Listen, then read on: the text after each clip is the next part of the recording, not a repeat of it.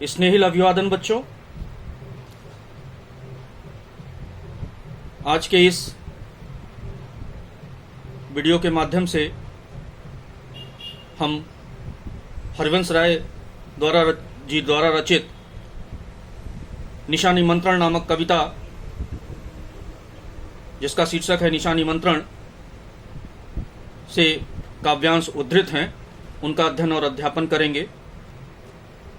उनकी व्याख्या की जाएगी, उनका काव्य सौंदर्य के बारे में बताएंगे।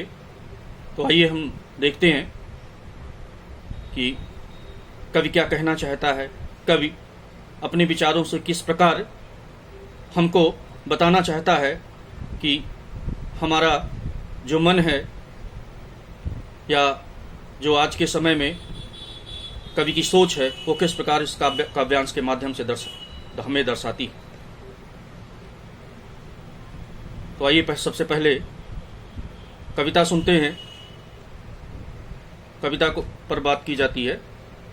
हो जाए न पथ में रात कहीं मंजिल भी तो है दूर नहीं, यह सोच थका दिन का पंछी भी जल्दी जल्दी चलता है, दिन जल्दी जल्दी ढलता है। एक बार फिर से काव्यांश की पंक्तियों पर अपना दृष्टालोकन करते हैं। हो जाए न पथ में रात कहीं मंजिल भी तो है दूर नहीं, यह सोच थका दिन का पंछी भी जल्दी जल्दी चलता है, दिन जल्दी जल्दी ढलता है। प्रस्तुत पद्यांश या काव्यांश हमारी हिंदी की पाठ्य पुस्तक में संकलित निशा निमंत्रण शीर्षक कविता से उद्धृत। इस कविता के माध्यम से बच्चन जी कहना चाहते हैं कि दिन का समय शीघ्रता से चलता है और रात का बुलावा आ जाता है। कवि निशा के निमंत्रण द्वारा अर्थात रात के बुलावे द्वारा मानव को अपने लक्ष्यों की तरफ बढ़ने का संदेश देता है। इसकी व्याख्या देखते हैं। हो जाए न पथ में रात कहीं मंजिल भी तो है दूर नहीं। कवि कहता है कि दिन का समय बहुत शीघ्रता से चलता है और रात होने लगती है। अपने घरों से गया हुआ व्यक्ति जो दिन में ही शीघ्रता से अपनी मंजिल पर पहुंचना चाहता है, वह यात्री यह सोचकर कि कहीं रास्ते में रात न हो जाए, जबकि वह अपनी मंजिल से कुछ ही दूरी पर है, कह रहा है कवि। हो जाए न पथ में रात कहीं मंजिल भी तो दूर नहीं, तो वह अपनी मंजिल से कुछ ही दूरी पर है। इसलिए वह सारा दिन का थका हुआ होने के बावजूद यह सोच थका दिन का पंथी भी जल्दी जल्दी चलता है। इसलिए सारा दिन का थका होने के बावजूद भी जल्दी जल्दी अपने कदम को रखता हुआ आगे बढ़ता है।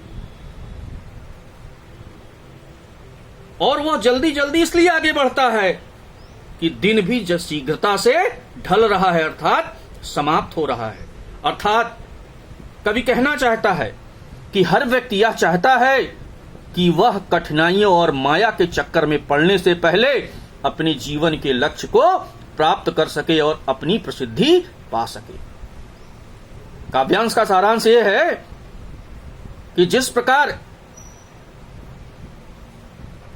अपने घर से निकला हुआ व्यक्ति शीघ्रता के साथ अपनी मंजिल की ओर बढ़ता है और मंजिल के करीब पहुंच जाता है, पहुंच करके भी सारा दिन की यात्रा के बाद, थकान और पीड़ा के बाद भी वह शीघ्रता से चलने का प्रयास करता है ताकि वह दिन ढलने से पहले अपनी मंजिल पर पहुंच जाए।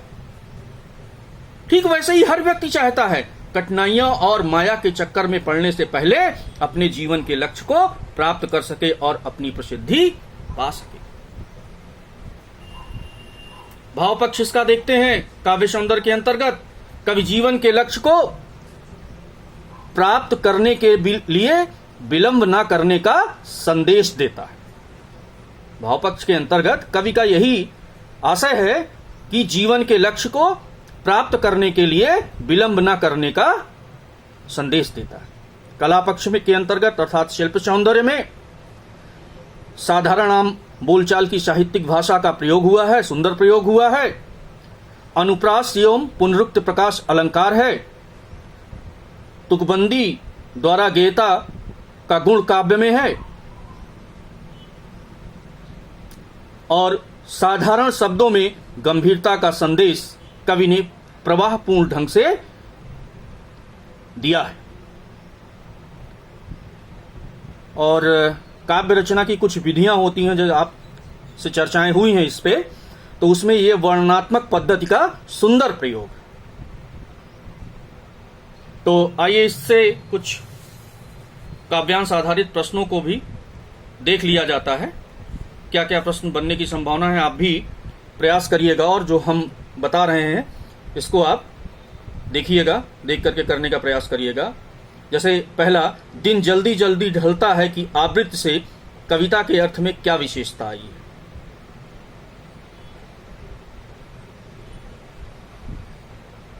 और